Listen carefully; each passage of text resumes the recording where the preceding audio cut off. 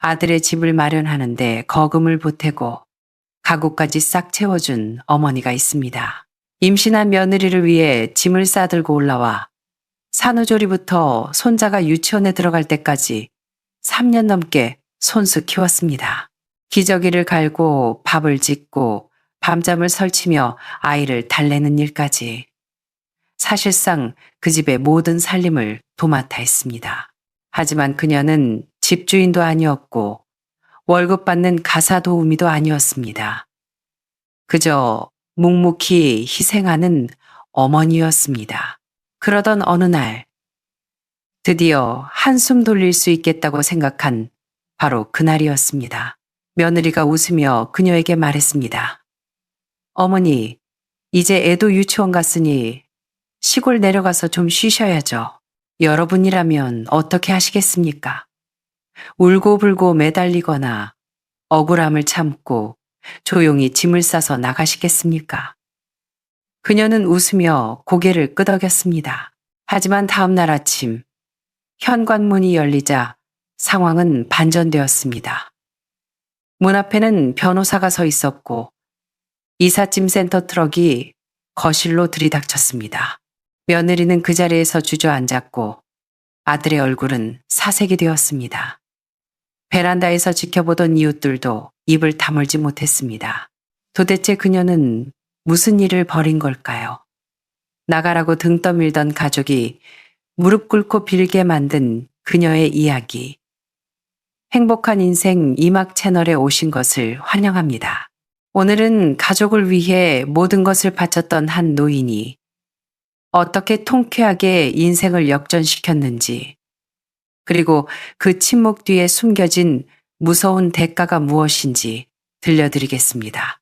제 이름은 김영자가 올해 58입니다.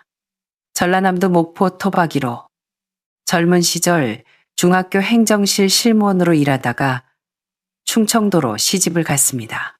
일찍 세상을 떠난 남편을 대신해 평생 밭일하며 억척같이 살았습니다. 제 손으로 가정을 지탱해야 했기에 안 해본 고생이 없습니다. 먹을 것 안 먹고 입을 것 안 입어가며 아들 박민호를 대학까지 가르쳤습니다. 남들은 팔자 사납다 했지만 저는 아들이 번듯하게 자라주는 것만으로도 고생이라 생각지 않았습니다. 배운 건 부족해도 사람 도리는 알고 살았습니다. 특히 가족이라는 울타리를 지키기 위해서라면 제 목숨 반을 내놓아도 아깝지 않았습니다. 지금 저는 서울에 와 있습니다. 아들네 집에서 지낸 지 벌써 6년이 되었네요. 아들 부부가 결혼할 때부터 손자 지훈이가 태어나고 자라는 모든 순간에 저는 빠짐없이 그 자리에 있었습니다. 집을 살 때 제가 모은 돈을 털어 보탰고 가구와 가전제품도 제 카드로 긁어 채워 넣었습니다. 며느리 최수진이 임신했을 때 저는 하던 식당 일을 그만두고 올라왔습니다. 손자 지훈이가 태어나고 3살이 될 때까지 제 손을 거치지 않은 날이 없습니다. 그리고 오늘 지훈이가 드디어 유치원에 입학하는 날입니다. 빨간색 토토로 가방을 메고 가는 아이의 등을 보며 먼지 하나라도 묻었을까 2번, 3번 털어주었습니다. 손수건도 반듯하게 접어 주머니에 넣어주었죠. 그런데 마음이 영 개운치 않습니다. 요 며칠 며느리 수진이가 자꾸만 묘한 말을 던졌거든요. 어머니, 이제 지훈이도 컸으니까 어머니도 좀 편하게 지내셔야죠. 말은 상냥하고 얼굴은 웃고 있는데 어딘가 모르게 선을 긋는 차가움이 느껴졌습니다. 식탁 위에 놓인 입학 통지서를 바라보며 저는 6년 전 충청도 시골집을 떠나 이곳 경기도 아파트로 이사 오던 날을 떠올렸습니다. 신혼집은 경기도 신도시에 있는 방 3개짜리 아파트였습니다. 매매가가 8억 원 정도였는데 대출을 80%나 끼고 샀었죠. 저는 남편이 남긴 유족연금과 평생 모은 쌈짓돈을 합쳐 계약금과 초기 자금으로 2억 원을 보탰습니다. 물론 등기부 등본에는 아들과 며느리 이름만 올렸고 제 지분 이야기는 꺼내지도 않았습니다. 인테리어를 할 때도 그랬습니다. 냉장고, TV, 세탁기, 에어컨, 제가 다 샀습니다. 한 번에 2천만 원 가까이 결제했죠. 거실 소파, 안방 침대, 식탁까지 가구 단지를 돌며 제가 직접 골라 결제했습니다. 젊은 애들 시작이 얼마나 어렵겠나 싶어 짐을 덜어주고 싶었을 뿐입니다. 며느리가 임신하고 입덧이 심해지자 저는 제 생활을 접고 올라와 살림을 도맡았습니다. 며느리는 비린내 나는 건 질색하고 따뜻한 두유만 찾았는데 그 까다로운 식성을 다 맞춰줬습니다. 출산 휴가가 끝나고 며느리가 복직한 뒤로는 온전히 제 몫이었습니다. 밤새 젖병 소독하고 빨래하고 허리가 끊어질 듯 아파벽을 짚고 일어나야 했습니다. 정형외과 의사 선생님이 어머니, 이거 디스크가 만성이 됐어요. 라고 했을 때도 저는 웃으며 말했습니다. 손주 키우다 보니 얻은 영광의 상처죠 뭐. 지훈이가 할머니 하고 부르며 웃어주면 그 모든 고통이 씻은 듯 사라지는 것 같았으니까요. 그런데 최근 들어 공기가 달라졌습니다. 며느리는 점점 말수가 줄었고 아침 저녁 인사조차 생략하기 일쑤였습니다. 아들도 제 눈을 피하며 엄마도 이제 나이 드셨는데 쉬셔야지 라는 말을 입버릇처럼 했습니다. 어느 날이었습니다. 제가 시집 올 때 친정엄마가 해주신 오래된 자개 거울을 안방에 두려고 꺼냈는데 며느리가 그걸 재활용 쓰레기장에 내다 버린 걸 알게 됐습니다. 며느리는 웃으며 변명하더군요. 어머니, 그 거울 너무 낡고 촌스럽잖아요. 인테리어 망치길래 치웠어요. 가슴이 철렁했습니다. 30년을 넘게 쓴 제게는 보물 같은 물건인데 그 아이에겐 그저 쓰레기였던 겁니다. 며칠 전에는 겨울 패딩을 찾으려고 베란다 수납장을 열었는데 옷이 통째로 사라졌습니다. 아들에게 물으니 딴청을 피우고 며느리는 태연하게 말했습니다. 어머니, 그 옷들 다 해지고 낡아서 제가 버렸어요. 새 거 사 입으시는 게 낫잖아요. 저는 겉으로는 웃었지만 속으로는 피눈물이 났습니다. 심지어 죽은 남편과 찍은 유일한 사진마저 찢어진 채 쓰레기통에 처박혀 있는 걸 발견했습니다. 제가 주섬주섬 꺼내 테이프로 붙여 서랍 깊숙이 숨겨두었습니다. 그날 밤 이불을 뒤집어 쓰고 소리 죽여 울었습니다. 내가 이 집을 위해, 너희를 위해 내 뼈를 갈아 넣었는데 언제부터 내가 이 집의 불청객이 된 걸까? 손자가 유치원에 간 첫날, 며느리의 말은 이제 노골적인 축객령이 되었습니다. 어머니, 지훈이 학교 갔으니 이제 진짜 해방이시네요. 시골 공기 좋은 데 가서 푹 쉬세요. 그 말은 걱정이 아니었습니다. 이제 필요 없으니 나가라는 통보였습니다. 어느 날 저녁, 제가 끓인 무국을 손자가 맛있게 먹는 걸 보며 아들에게 넌지시 말했습니다. 내가 당분간 거실에서 자도 되니까 너희 짐 좀 정리되면 천천히 시골 내려갈 준비하마. 아들이 우물쭈물하는 사이 며느리가 말을 잘랐습니다.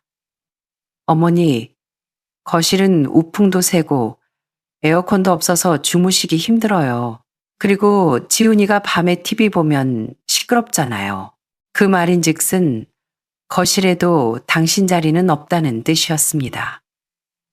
저는 씁쓸하게 웃으며 그래, 역시 내 집이 제일 편하지 하고 말았습니다. 다음 날 아침 주방에서 칼질을 하는데 베란다에서 아들의 통화 소리가 들렸습니다. 이번 주에 내려보내려고. 어차피 지훈이도 이제 엄마 별로 안 찾잖아. 짐 싸서 보내야지 뭐. 손이 떨려 칼을 놓칠 뻔했습니다.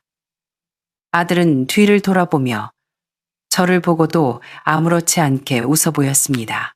오후에 며느리가 쇼핑백을 하나 들고 왔습니다. 어머니 시골 가서 드시라고 샀어요. 라며 건넨 건 마트에서 떨이로 파는 싸구려 로열 젤리 선물 세트였습니다. 포장도 뜯겨 있었고요. 그러면서 이웃집 영숙 엄마가 지나가자 큰 소리로 떠들더군요. 저희 어머니 이제 시골 가서 푹 쉬시게요. 6년이나 고생하셨는데 효도해야죠. 영숙 엄마는 어머, 수진 씨 정말 효부네 라며 부러워했습니다. 저는 고개를 숙였지만 속이 메스꺼웠습니다. 그날 밤 저는 짐을 싸려고 낡은 보따리를 꺼냈습니다. 그런데 문 밖에서 아들 부부의 속닥거리는 소리가 들렸습니다. 엄마, 짐 싸는 거 너무 느려. 일요일표 예매했지. 아침 십시 KTX. 일부러 창가 쪽으로 했어. 또 안 간다고 버티면 안 되니까 아들이 잠시 머뭇거렸습니다. 지훈이한테 며칠만 더 있다 가게 할까? 며느리가 쏘아붙였습니다. 됐어. 지훈이한테 안 좋은 영향만 끼쳐. 앞으로 우리 세 식구만 깔끔하게 살자. 언제까지 노인네 수발 들면서 살 거야. 가슴에 큰 돌덩이가 얹힌 것 같았습니다. 저녁 식사 때 손자가 물었습니다. 할머니, 이사 가요. 제가 대답하기도 전에 며느리가 끼어들었습니다. 지훈아, 할머니, 이제 할머니 집으로 가는 거야. 우리 주말에 놀러 가자. 손자가 시무룩해 하며 말했습니다. 나 할머니랑 자고 싶은데 안 돼. 할머니, 침대 이미 다 치웠어. 짐 싸서 보내드려야 해. 금요일 아침 제 방문 앞에는 기차표 한 장과 마트표 싸구려 영양제, 그리고 휴지 한 통이 놓여 있었습니다. 행신호송 KTX, 일요일 13 출발. 그 표를 보니 정신이 번쩍 들었습니다. 이건 귀향이 아니라 고려장이나 다름없었습니다. 밤굿이 가족들이 잠들거나 방에 들어간 시간, 저는 방문을 걸어 잠그고 짐을 정리했습니다. 가져갈 거라곤 옷 몇 벌과 낡은 찜질팩뿐이었습니다. 서랍 깊숙이 넣어둔 남편과의 찢어진 사진을 꺼내 옷 사이에 조심스레 끼워 넣었습니다. 마치 유골함을 다루듯 조심스럽게 말이죠. 겨울에 입던 남색 패딩을 찾으려는데 보이지 않았습니다. 아들에게 물으니 건성으로 대답했습니다. 아, 그거요? 소매 다 터졌길래 며칠 전에 제가 버렸어요. 버려? 내가 버리라고 안 했는데. 아이고 엄마, 그거 입고 시골 가면 남들이 자식 욕해요. 거짓골로 다닌다고. 저는 끓어오르는 화를 꾹 눌렀습니다. 밤 10시 며느리가 노크를 했습니다. 어머니, 짐 다 싸셨어요? 일요일에 제가 역까지 모셔다 드릴게요. 그러더니 핸드폰을 꺼내 제가 선물 세트를 들고 있는 모습을 찍더군요. 고모님들한테 보내드리려고요. 제가 어머니 이렇게 잘 챙겨드린다고 자랑 좀 하게요. 그 순간 저는 깨달았습니다. 나는 가족이 아니라 그들의 효도 코스프레를 위한 소품일 뿐이구나. 토요일 설거지를 하고 있는데 며느리가 일부러 들으라는 듯 이웃에게 말했습니다.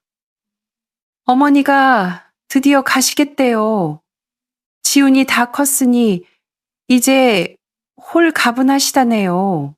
그날 밤 베란다의 화분은 며느리가 새로 사온 조화로 바뀌어 있었고 거실 벽에는 아들 가족 셋이 찍은 사진만 걸려 있었습니다. 제 흔적은 이미 지워져 있었습니다. 잠이 오지 않는 밤 달빛이 차갑게 방바닥을 비췄습니다. 억울했습니다. 돈이며 건강이며 내 인생 6년을 다 바쳤는데 돌아오는 게 고작 이 싸구려 취급이라니. 이렇게 비참하게 쫓겨날 수는 없었습니다.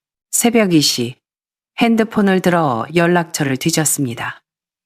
조카 지은이, 제 여동생의 딸인데 지금 서울의 한 로펌에서 수습 변호사로 일하고 있습니다.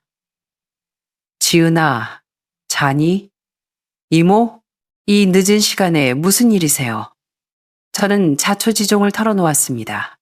조카는 잠이 확 달아난 목소리로 말했습니다. 이모, 그동안 그걸 다 참으셨어요? 걔들 이모가 법 모른다고 무시하는 거예요. 그러더니 침착하게 물었습니다. 이모, 가구랑 가전제품 살 때 영수증이나 카드 내역 가지고 계세요? 집 살 때 돈 보탠 이체 기록은요? 혹시 몰라 다 모아뒀다. 가계부도 썼고. 됐어요. 이모, 내 말 잘 들으세요. 집 명의는 걔들 거라 쳐도 이모 돈으로 산 살림살이는 다 이모 거예요. 법적으로 걔들이 못 막아요. 당당하게 다 들고 나오세요. 정말 그래도 될까? 당연하죠. 그냥 나오지 마세요. 걔들한테 뼈저리게 느끼게 해줘야죠. 제가 일요일 아침에 이삿짐 센터 불러서 갈게요. 가슴이 뻥 뚫리는 기분이었습니다. 전화를 끊고 장롱 깊숙한 곳에서 낡은 가계부와 영수증 파일을 꺼냈습니다. 에어컨 269만 원, 냉장고 350만 원, 세탁기 180만 원. 날짜와 금액을 하나하나 확인하며 목록을 만들었습니다.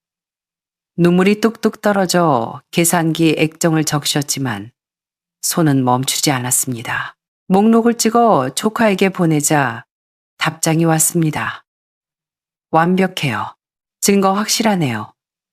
일요일에 뵙겠습니다. 일요일 아침 8시.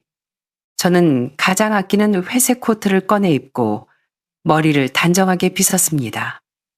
초인종이 울렸습니다. 며느리는 두유를 마시다 말고 깜짝 놀라 현관을 쳐다봤습니다. 아들은 양말을 신다 말고 고개를 돌렸죠. 제가 문을 열었습니다. 문 앞에는 정장을 입은 조카 지은이와 건장한 이삿짐 센터 직원 2명이 서 있었습니다. 누구세요? 며느리가 당황하며 물었습니다. 지은이가 명함을 내밀며 차분하게 말했습니다. 안녕하세요. 김영자 씨의 법률 대리인 자격으로 왔습니다. 오늘 의뢰인 소유의 동산을 반출하러 왔습니다. 며느리의 얼굴이 사색이 되었습니다. 뭐라고요? 어머니, 지금 이게 무슨... 저는 며느리를 보지 않고 인부들에게 말했습니다. 여기 리스트대로 다 빼주세요. 거실 TV부터 떼시고요. 에어컨, 소파, 식탁, 냉장고 다 제 카드 내역에 있는 겁니다. 인부들이 순식간에 TV를 떼어내고 에어컨 배관을 분리하기 시작했습니다. 아들이 소리쳤습니다. 엄마, 지금 뭐 하는 거야? 미쳤어. 며느리가 제 팔을 붙잡고 늘어졌습니다. 어머니, 이거 우리 집이에요. 신고할 거예요. 그때 지은이가 핸드폰을 들어 올리며 말했습니다. 지금부터 전 과정 녹화합니다. 합법적인 소유물 반출을 방해하거나 훼손하면 업무 방해 및 재물 손괴로 경찰 부르겠습니다. 며느리는 입을 다물었고 아들은 구석에 처박혀 얼굴을 감싸쥐었습니다. 20분 만에 거실이 뚝해졌습니다. TV가 있던 자리는 먼지만 남았고 에어컨이 있던 벽에는 구멍만 덩그러니 남았습니다. 며느리가 아끼며 인스타에 올리던 원목 식탁이 실려나갈 때 며느리는 결국 주저앉아 울음을 터뜨렸습니다. 어머니, 진짜 너무하시네. 우리더러 어떻게 살라고 다 가져가요. 저는 차갑게 내려다보며 말했습니다. 내가 산 내 물건 내가 가져가는데 뭐가 문제니? 너희가 원한 게 이거잖아. 나 없는 깨끗한 집. 엄마, 이웃들이 보면 뭐라고 하겠어. 아들이 기어들어가는 목소리로 말했습니다. 걱정 마라. 가구도 없고 나도 없으니 너희가 원하던 대로 조용하고 넓게 살 수 있을 거야. 마지막으로 안방 침대를 분해하려는데 며느리가 악을 썼습니다. 저건 안 돼요. 우리 자는 침대라고요. 지은이가 단호하게 말했습니다. 이것도 리스트에 있습니다. 뺍니다. 결국 침대 매트리스까지 들려나갔습니다. 그들이 저에게 거실은 추워서 못 잔다고 했던 그 집. 이제 너희도 맨바닥에서 자보거라. 모든 짐이 빠지고 텅 빈 집. 저는 식탁 위에 며느리가 줬던 그 싸구려 영양제 쇼핑백을 올려두었습니다. 갈게. 배웅은 필요 없다. 뒤도 돌아보지 않고 나왔습니다. 엘리베이터가 내려가는 동안 지은이가 제 손등을 가만히 토닥여 주었습니다. 저는 울지 않았습니다. 오히려 웃음이 나올 것 같았습니다. 이삿짐 트럭을 타고 아파트 단지를 빠져나오며 올려다본 그 집 베란다는 텅 비어 보였습니다. 제가 애지중지 키우던 화분까지 다 싣고 나왔으니까요. 얼마 지나지 않아 아들에게 전화가 왔지만 저는 받지 않았습니다. 아수라장이 된 그 집 풍경은 안 봐도 훤했습니다. 아들은 빈집 한가운데 멍하니 서 있을 테고 며느리는 바닥을 치며 통곡하고 있겠죠. 어머니, 미쳤어. 진짜 다 가져갔어. 여보, 엄마가 진짜 이럴 줄 몰랐어. 손자 지훈이가 묻겠죠.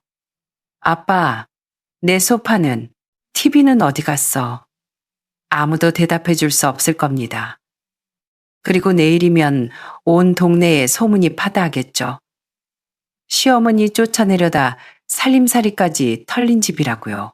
체면을 목숨보다 중요하게 여기는 며느리에겐 그게 가장 큰 벌일 겁니다. 저는 서울 근교의 작은 빌라에 월세를 얻었습니다. 지은이가 미리 알아봐 준 곳이었죠. 보증금과 월세는 제가 챙겨 나온 돈으로 충분했습니다.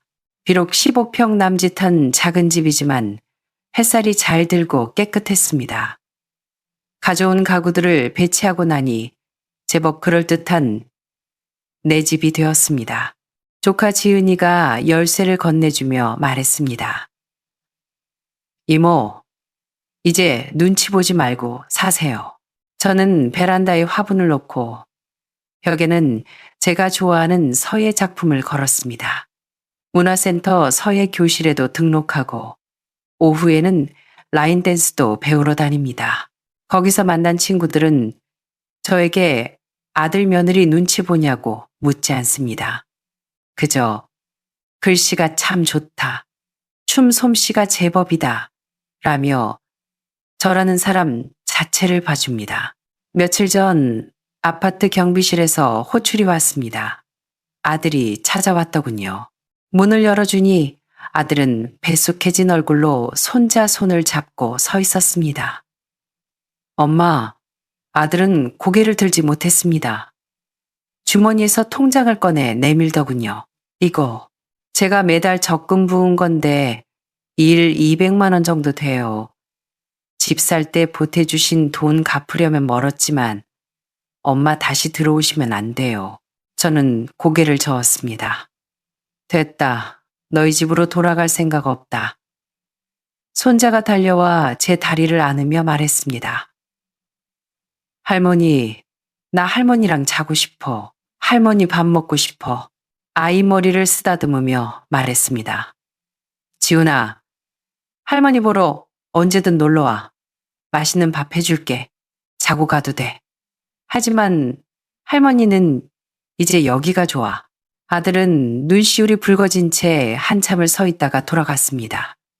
엘리베이터 문이 닫히는 걸 보고 저는 현관문을 잠갔습니다.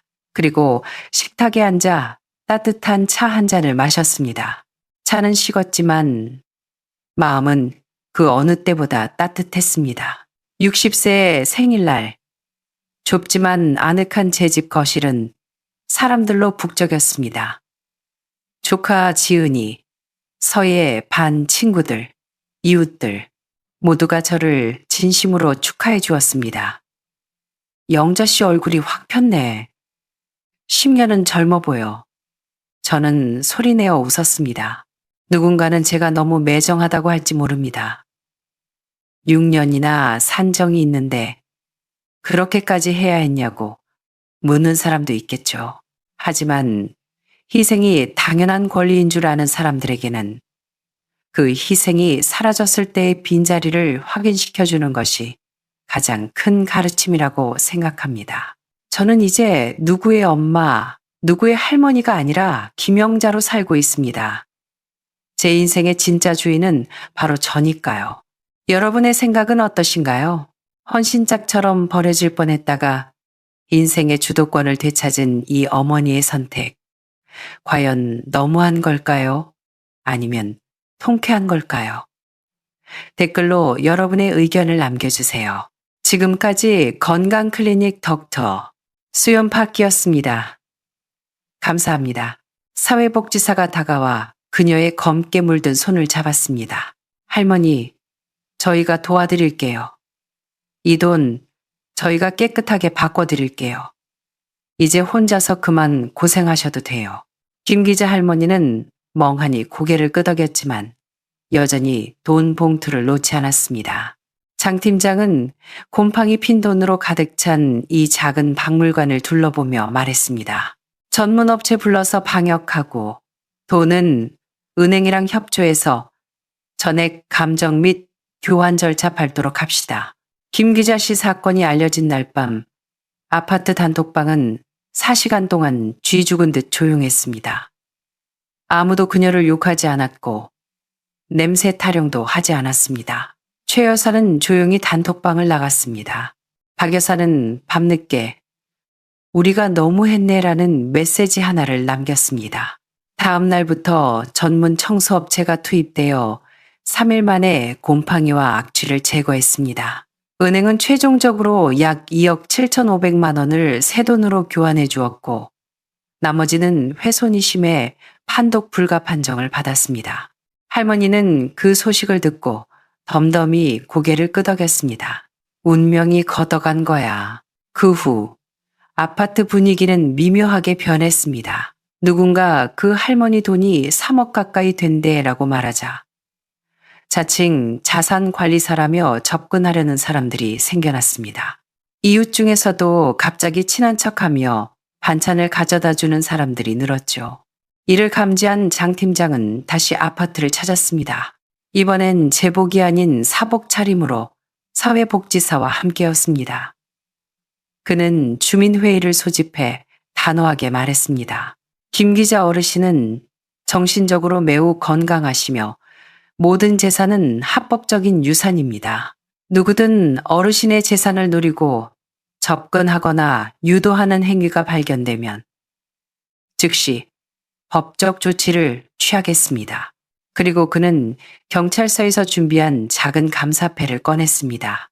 모성애로 지켜낸 10년의 시간, 그 숭고한 뜻을 기리며 집으로 돌아온 김 기자 할머니는 이제 깨끗해진 방 안에서 아들이 야시장에서 뽑아줬던 낡은 등나무 의자에 앉아 있습니다.